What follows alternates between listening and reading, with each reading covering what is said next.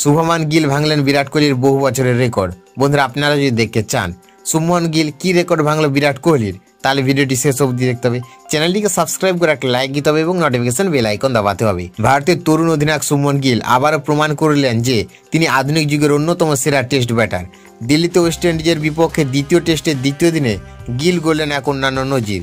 এই 17 রান তার অধিনায়ক হিসেবে পঞ্চম টেস্টে সেঞ্চুরি, যা তাকে এক লাফে নিয়ে গেল সৌরভ গাঙ্গুলি, MS ধোনি, টাইগার পদৌতির সঙ্গে একই সারিতে।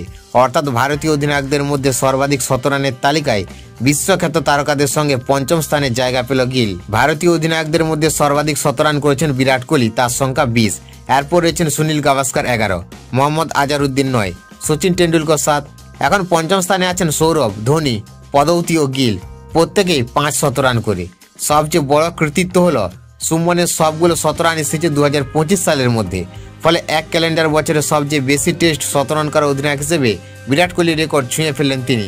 কোহলি করেছেন 2017 সালে এবং 2018 সালে, আর এবার গিল 2025-এ। দ্বিতীয় দিনের শুরু থেকে গিল ছিলেন দারুণ নিয়ন্ত্রণে। তার ড্রাইভ, কাট, পুল সবকিছুতেই ছিল নিখুঁত শৈলী ও আত্মবিশ্বাস।